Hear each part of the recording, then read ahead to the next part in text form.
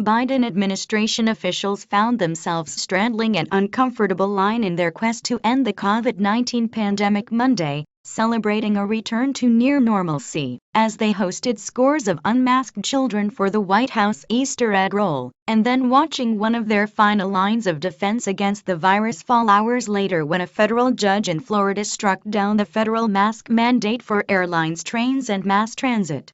It was only last week that the U.S. Centers for Disease Control and Prevention had extended the travel mask mandate through May 3, so administration officials could sort out their next move among conflicting signs about the trajectory of the virus. But several hours after U.S. District Judge Catherine Kimball Mizell ruled that the mandate was unlawful, an administration official told CNN's Kat Long Collins that the CDC's mask mandate was no longer being enforced, which the Transportation Security Administration confirmed late Monday.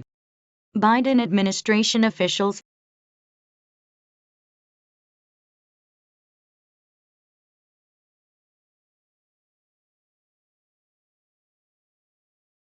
Major airlines announced Monday evening that masks are now optional on their flights. Amtrak made a similar call, although some regional transit systems, like those in New Jersey and New York, announced they will still require masks. Earlier in the day, White House Press Secretary Jen Psaki, who called the ruling disappointing, had urged travelers to continue wearing their masks. "We would say to anyone sitting out there, we recommend you wear masks on the airplane, and as soon as we can provide an update from here, hopefully soon we'll provide that to all of you," Psaki told reporters at a White House briefing. The Justice Department could file an appeal at any time seeking to halt the ruling, but it was not immediately clear how it would proceed. Major airlines announced Monday evening that masks are now optional on their flights.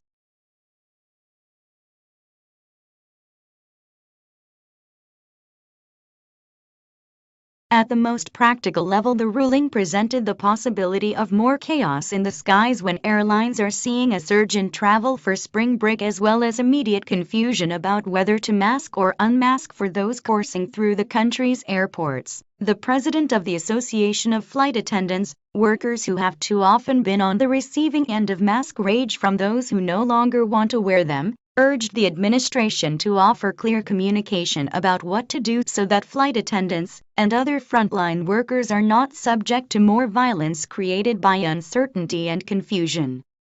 That left Americans once again facing conflicting guidance as they tried to game out the risks of boarding crowded buses, trains, and planes for their families, and particularly for children under 5 who are not yet eligible for the vaccine. On the same day, for example, Philadelphia became the first major U.S. city to reinstate its mask mandate, as cases rise in the Northeast requiring masks in all indoor public places. A number of universities have also reinstated their mask mandates.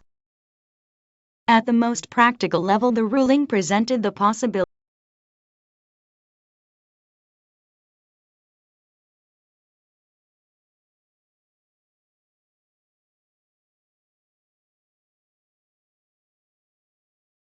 cases are increasing in more than half of the 50 states, but COVID-19 hospitalizations are close to their lowest level since the government began tracking that metric in July of 2020. As the use of at-home tests rises, the Institute for Health Metrics and Evaluation has warned that there is potentially a huge undercount of cases because those results often don't get reported. They estimate that only about 7% of positive cases in the U.S. are being detected, suggesting that the case rates are 14.5 times higher than reported. Still, at a time when about 66% of Americans are vaccinated with at least their initial series, and less than a third have received their boosters, many are signaling that they are ready to move on and live with the virus, with only 1 in 10 calling the pandemic a crisis in a recent Axios Ipsos poll.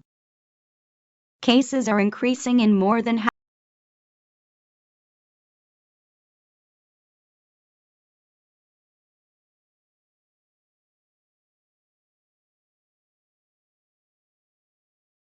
Balancing caution with Americans' desire for normalcy. That has left President Joe Biden and other Democrats in a tenuous position where they are still urging Americans to take the virus seriously, cognizant that another surge from a new variant could trigger a backlash against the party in power in November, but aware that Republicans will quickly weaponize any perceived retrenchment on COVID restrictions. The GOAT has already hammered Democrats in some races for being too heavy-handed when it came to mask mandates, limitations for businesses, and keeping children out of school during the height of the pandemic, and in some cases have moved on to attacking Democrats for high gas prices, crime, and inflation.